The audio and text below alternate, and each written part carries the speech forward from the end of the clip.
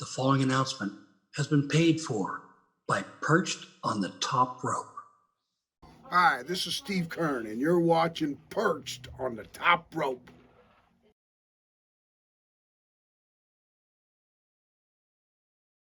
Welcome everyone to Perched on the Top Rope. I am your host Lee Walker, and as you can see, I am joined by Steve Keirn, who you might remember from some memorable gimmicks and one-time WrestleMania 9 as Doink the Clown. Steve, you actually just signed this one Hasbro that is signed by Matt Bourne, Ray Apollo, and now yourself. Have you ever seen an item with almost every Doink that's portrayed him? I haven't. You know, Lee, I've seen a lot of them signed, and then most of the time it doesn't have the name. Like Matt was the original Doink, obviously, and then I was the second one at WrestleMania 9 at Caesar's Palace, the first outdoor WrestleMania. So between the two of us, to have us both on there, of course, Matt being passed away, this is really a collector's item. Now, what do you think the differences in training back then were compared to the differences in training today in professional wrestling? Well, wrestling has evolved into almost a different sport. I use a comparable, and not only in my book, because of the 44 years I was in the industry, I use a comparable as when I started in 1972 and it was regionalized territories and we went from areas to areas, we wrestled off of emotion by the audience. Whatever the audience was interested in, that's what we played off of. Now, after running FCW and being ahead of the developmental, the wrestlers of the modern time, it's not that it's any, less or more, but it's a different thing. If they wrestle off of memory, they memorize their matches, and then they just pretty much rehearse their match to the point where when they went out, they know every move and everything. We didn't know that. We went out knowing who was going to win and lose and how long you were going to wrestle. Okay. Out of all the personas from, yourself, Skinner, doing all these different areas in wrestling you were, did you have a favorite? Oh, yeah. No doubt. This guy. And I'll give you a quick reason. This guy was my first opportunity to not be myself. Mm-hmm. This was a character. And when Vince asked me, what I wanted to be, I really didn't have any idea, but I just killed 15 alligators in the first hunt in the state of Florida, so I laid a bunch of alligator stuff on his desk, and he said, well, give me a month, and when you come back, we'll come up with a character. Well, when I came back, I'd gone from being him, this guy, a pretty boy, to now all of a sudden, he says, well, Steve, did you see the movie Deliverance? And I said, yeah, about 1,000 times. And he said, I want you to be one of those guys. And I go, oh, you must mean Burt Reynolds, right? And he goes, wrong guy. I want you to be one of the two guys in the woods with Ned Beatty that says, hey, boy, you got a right pretty mouth. So it gave me an opportunity when I did interviews and promos and stuff. I was so comfortable because I was no longer worried about everything that came out of my mouth. All of a sudden, I'm talking like a redneck out of the Everglades of Florida. And if I'd get lost, I'd just start laughing. Mm-hmm. And, it was easier to do because you had no worries about what your memories were going to be because it was a character. Mm-hmm. Now, one thing that came out of that character was Skinner actually got his own WWF Hasbro. What was that like to, you've had the Remco action figure with AWA. What was this like to actually get your first character figure? Well, I have to say that I was more impressed with my first one with Remco because it was the very first dolls ever produced. Mm-hmm. And being a little bit younger, too, when I went to Toys R Us in Minnesota where they were producing, working in the AWA, I went into Toys R Us and they had a rack, and it was the first action figures for wrestlers. They were all tag teams. And I remember taking the part that had the fabulous ones off and pull them all off and put them in a basket. And I was like a little kid. I walked up to the front, and I'm putting them up to the counter, and the guy says to me, he goes, oh, you must be a wrestling fan. And I go, this is me. Where is it? Anyway, what it was, I go, this is me. And he looks at me, and he goes, ain't no way. And I'm going, I swear, this is me. I had to pull my driver's license out and prove that it was me. But I was excited. And I mean, I got them out and played with them. I actually bought a Road Warrior set so I could just beat the crap out of the Road Warriors with them, and never lost a match in the car, put me on top of the Road Warriors. But I mean, it's like I was closer to being a little kid then too, but at the same time, it was a first. It was a first thing. And all I could think about is, someday I'm going to have kids and grandkids and the whole thing. And, how cool is that to say, hey, your dad has an action figure. Top that in your class. You know what I mean? Yeah. So, but anytime you get anything made in a likeness and it's carried through time, it's a compliment. And talent should always remember that you're complimented by having that and having people want to collect them.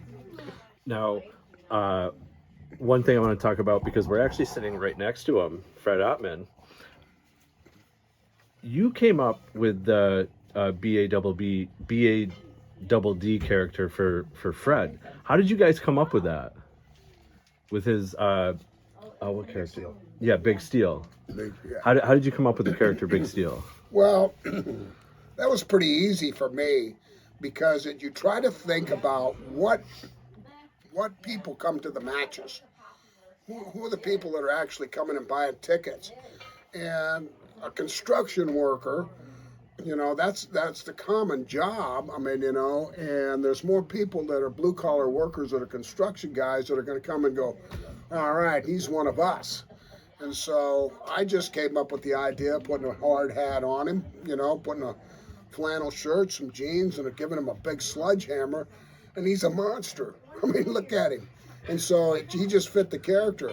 And who in the construction business wouldn't be complimented by a guy representing them than a big guy with muscles and kind of good looking? I mean, he's not as good looking now as he was then. Yeah, they put my picture in the urinals. Yeah.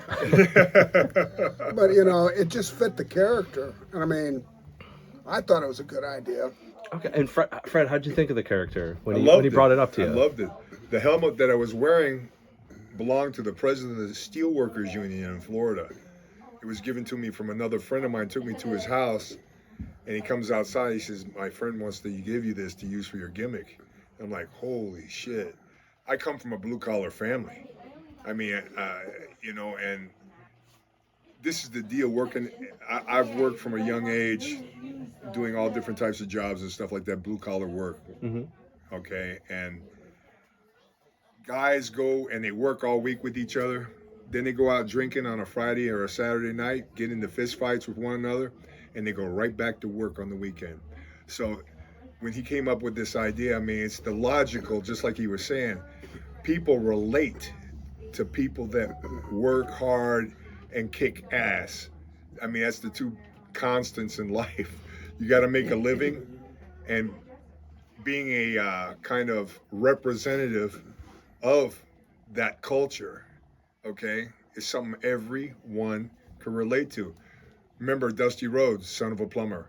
That was his whole deal, back in the day, and the people loved him. Here's this man that could talk on the mic, could do crazy, and then they put me with DDP was my manager, and Sir Oliver Humperdinck. They were like dual managers for me. Here's a guy that was a hype man in the club business, DDP, that always wanted to be a wrestler, that became one of the top guys in the business as far as drawing money.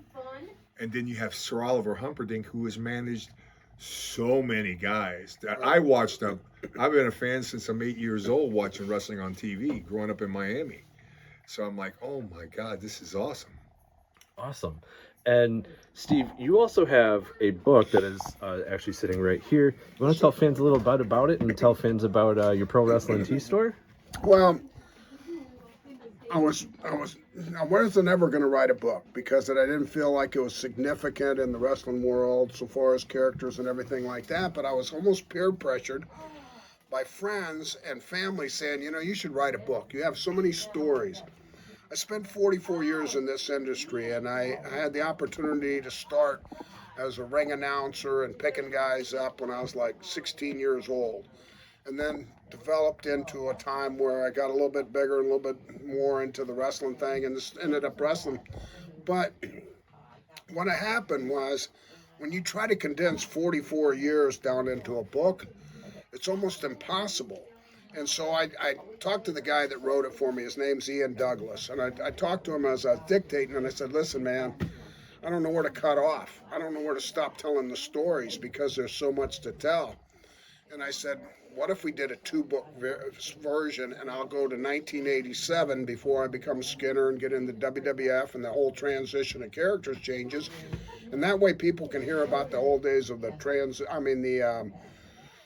regionalized territory days, and what we did and how we traveled, and what our responsibilities were, and the stories, and from the cars to the arenas to everything like that. So when we sat down, and after I did it, I just tried to tell right from the beginning, because of my story of my life was important too, because I was writing it not only for people that were interested, that were friends, but for my children and my grandchildren.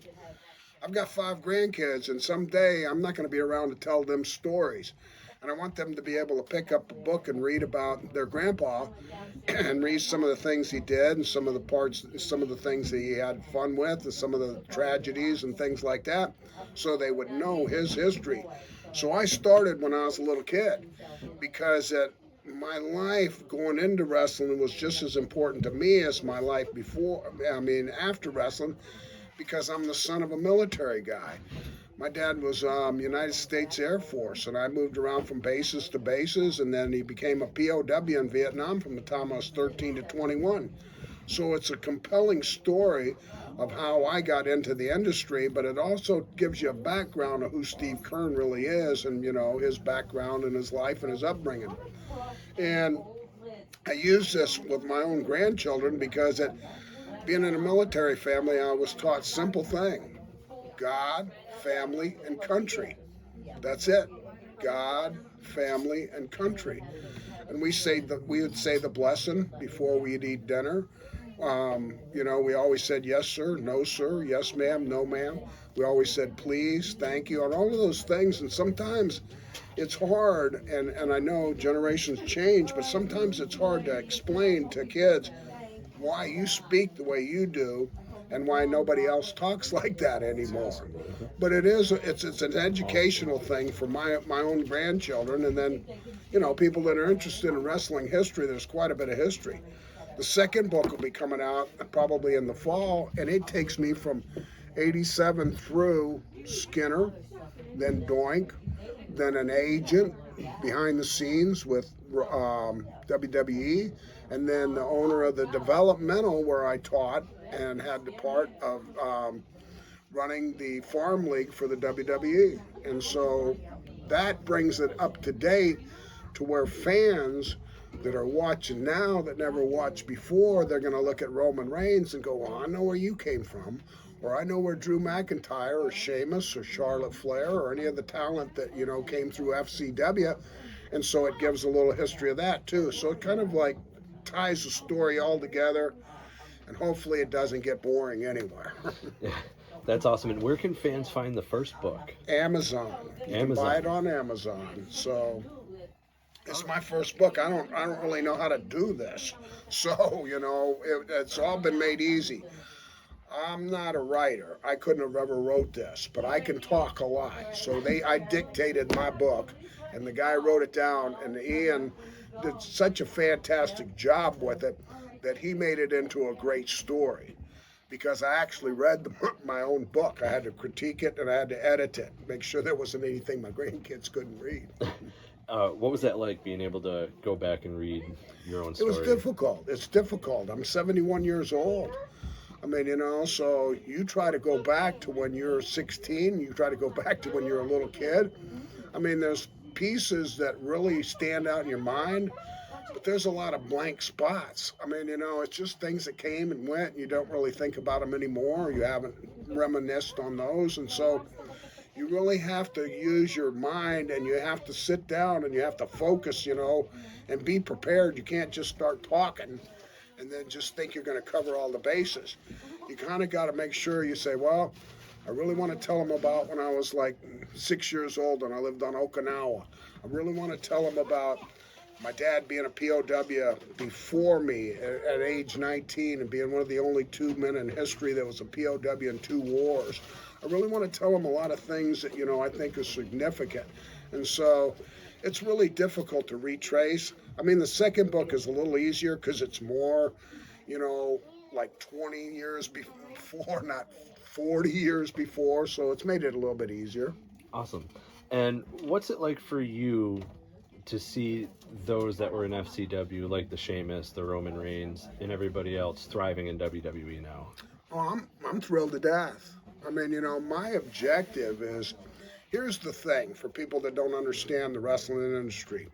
When you're a talent, like Fred and I were talents, it doesn't matter. You can be in the same dressing room. You can be the good guy, the baby face, in the same dressing room of the heel, and, in the other dressing room.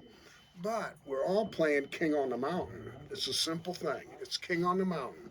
Because even though we're friends and all that, we're all striving for the same spot, the top spot. We're all striving for the main event. We're all striving for the most money. So it's very competitive. When you're an educator and you're passing on your knowledge and your experience and your teaching, you get the satisfaction. You're not competing with your talent.